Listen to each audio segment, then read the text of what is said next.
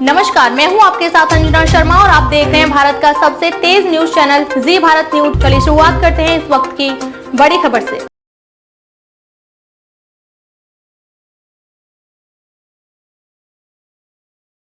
आदमी कल से पागल हो गया है। अखिलेश द्विवेदी, अरे भैया ये भी राइफल है क्या? अखिलेश द्विवेदी भी छेड़ रहे हैं, बुद्धि पे बोले जा रहे हैं, कल से पागल हो गया। जब से इंडिया टीम हारी है इस आदमी को नींद नहीं आ रहा। 3 बार हमसे पूछ के इंडिया क्यों हार गई, इंडिया क्यों हार गई। हमने कहा भाई साहब पहला मैच हुआ था तो 3 विकेट पहले गिर गए थे, केएल राहुल ने जिता दिया था। केएल राहुल के चक्कर में पहला मैच हारी थी और तो राहुल की वजह से इंडिया जीती, बड़े मैच में हार गई। हमने कहा भाई साहब नगर निगम का चुनाव होगा, पार्षद का चुनाव होगा, वो राहुल की वजह से आप जीत सकते हैं। जिस दिन केंद्र का चुनाव होगा इंडिया राहुल की वजह से ही हारेगी। तो ऐसा हुआ है। तो मैं तो बहुत बढ़िया सुनना है आप, मैं तो हरिओम पवार जी का आशीर्वाद मिल जाए तो इससे अच्छा क्या है। मैं तो कानपुर में एक स्कूल में पढ़ाता हूं सर। टीचर हाथ से कभी टीचर हो जाए तो बच्चे का भविष्य आप समझ सकते हैं। आप कहाँ जा रहे हैं भाई साहब, तुरंत आइए। हाँ, तो मैं एक स्कूल में पढ़ाता हूँ, हाथ से कभी अगर टीचर हो जाए बच्चे का भविष्य आप समझ सकते हैं। हमने अपने ही स्कूल के एक बच्चे से पूछा, हमने कहा बेटा ये बताओ 1 किलो रुई और 1 किलो लोहा दोनों में भारी क्या होगा? उसने कहा मास्टर साहब लोहा भारी होगा। मैंने कहा बेवकूफ, मैं जो तुमसे कह रहा हूं कि 1 किलो रुई 1 किलो लोहा, जब दोनों 1 किलो है लोहा कैसे भारी होगा? उसका जवाब सुनिएगा। उसने कहा मास्टर साहब आप हमको 1 किलो रुई फेंक के मारिए, हम आपको 1 किलो लोहा फेंक के मारते हैं, चलाते हैं। हमने कहा बैठ जाओ, हाथी सही जवाब। हाँ ऐसे सुन लीजिएगा। मास्टर ने बड़ा भाई साहब आज का होशियार होता है। हमारे पंकज भाई बहुत इधर बैठते हैं बीजेपी वाले, इधर बैठते हैं कांग्रेस वाले। हालांकि इस समय में जिसकी कसम का उसकी कसम खा लूं, बीजेपी वालों को बिल्कुल भी नहीं लपेट रहा हूं, सही बता रहा हूं सर। पत्नी बोली जून में चलो, जाने मन जल्दी हनीमून में चलो, अच्छे दिन आ गए हम डांस करेंगे, 5 साल हो गए रोमांस करेंगे। कांग्रेसी पति बोला हाल चलेंगे, जून में ही क्यों हर साल चलेंगे, जब 15 लाख अकाउंट में आ ही गए हैं, बुलेट ट्रेन से दोनों नैनीताल चलेंगे। भारत आई हो तो पूरी जांच लेके जाओगी।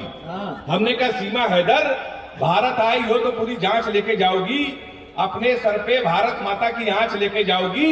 हमारे सचिन से मिली हो इतना तो तय है, 4 लेके आई थी 5 लेके जाओगी। कहा भैया यही भाला पाकिस्तान में फेंक दे तो पाकिस्तान तो निपट जाएगा। हमने कहा यार इसमें हिंदुस्तान की बेइज्जती है, भाला इतना बड़ा पाकिस्तान इतना बड़ा। 4 लाइन में मैंने पाकिस्तान को निपटा दिया है, अगर वो भी फिर निपट गया हो तो फिर मुझे आशीर्वाद देना।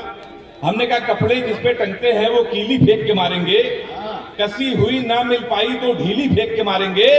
जो भाला फेंका नीरज ने वो चीन की खातिर रखा है, पाकिस्तान तुमको तो हम तीली फेंक के मारेंगे।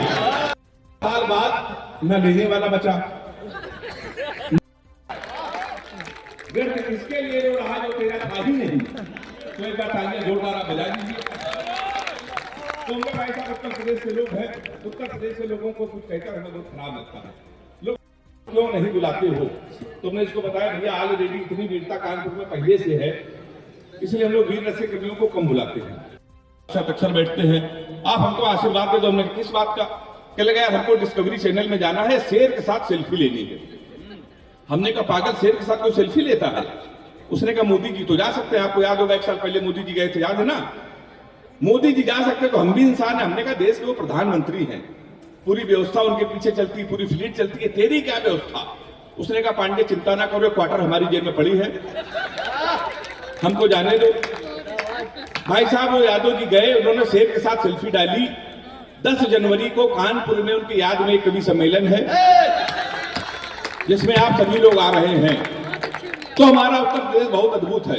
केवल उत्तर प्रदेश विश्व में ऐसा प्रदेश है जहां पर भविष्य बनाने के लिए, कैरियर बनाने के लिए कोई खर्चा नहीं। मुंबई के लड़के अपने बच्चों को फिल्म स्टार बनाते हैं, लाखों खर्चा, करोड़ों खर्चा। दिल्ली के बच्चे के जो पिता होते हैं अपने बच्चों को IAS बनाने के लिए करोड़ों खर्चा। उत्तर प्रदेश ही एक ऐसा प्रदेश है जहां कैरियर बनाने के लिए कोई खर्चा नहीं। मैं बता रहा हूं आपको कैसे।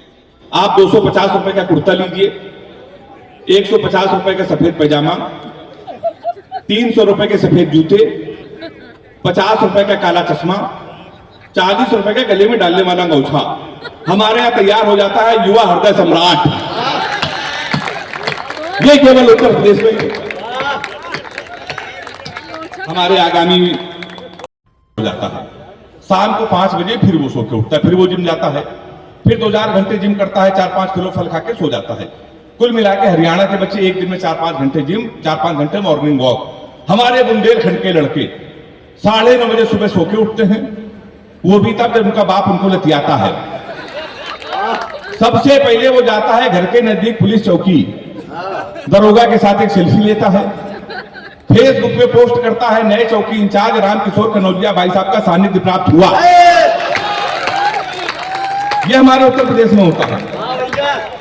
करता है दरोगा जी नमस्कार, पहचाना? अब दरोगा समझता गुरु समय तो इसके लगी हुई है, दरोगा उसका फोन काट देता है।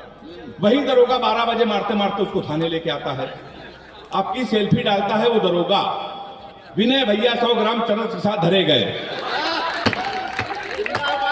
ये वाले विनय भैया नहीं, पेमेंट इन्हीं से लेनी है हमें। उसके 3 दिन बाद लोकल विधायक उसकी पैरवी करता है, फिर वो छूट के आता है, फिर वो लेता है सेकंड हैंड स्कॉर्पियो, शहर का सबसे बड़ा भंडारा करवाता है। भंडारे में गरम पूड़ी ना मिली तो गोली चलवा देता है। उसके बाद वो विधायक बनता है, फीता काटता है। उसके बाद हम कवियों को बैठकर सुनता है। उत्तर प्रदेश के लोगों के लिए ताली बजा सकते हैं आप। फिर एक रोशनी नाम की लड़की कैसे हुई, 2.5 साल उसने भी इनको घेरे में रखा। लोग सही कहते नाम में कुछ नहीं लेकर, लड़कियों को देखिए, लड़कों का नाम मोबाइल में सेव करती है, माई हनी बेबी, माई जानू, my darling, my sweetheart. इन बेचारे लड़कों को देखिए, ये अपनी गर्लफ्रेंड का नाम मोबाइल में सेव करते हैं, पप्पू हलवाई, राशि प्लम्बर, मुन्ना हवलदार, ताली बजाइए जोरदार। मैं प्यार से भाई बहुत तो मैंने तो सबक दिया है, नेताजी आप भी ले लीजिए, अपनी प्रेमिका को कभी भी रुलाना नहीं चाहिए, क्योंकि 7-8 हरामखोर उसका आंसू पूछने के लिए हमेशा तैयार रहते हैं। अभी मैंने दुबई गया तो हमारे वाले को पता चला कि दुबई में है, उसने हमको फोन किया, लेकिन दुबई में, और हम दुबई में है, कहने लगे हमारे लिए काम करना है, दोनों की चैन ले। चलो क्या पकड़ते हैं, क्या समझते हैं आप? और समय ये बता रहा है कि हरिओम पवार जी तक पहुंचना है, उसको भी समय का ध्यान रखना है। बहुत लंबी कक्षा नहीं पढ़नी चाहिए, लंबी कक्षा पढ़ने से कभी कभी बड़े दुख परिणाम होते हैं।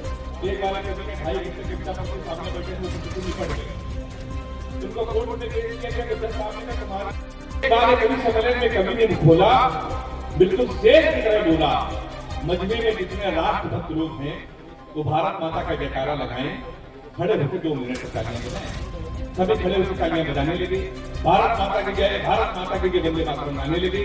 तभी सामने बैठा एक शख्स सोच रहा था, ये कभी किस तरीके से कवि सम्मेलन को चला रहा है, मंच को अपनी उंगली पे नचा रहा है। उसने दूसरी बार किसी आक्रामक व्यक्ति को बोलते हुए पाया, उसे कवि और देश के नेता में कोई अंतर नजर नहीं आया। उसे कवि देश के नेता में कोई अंतर नजर नहीं आया।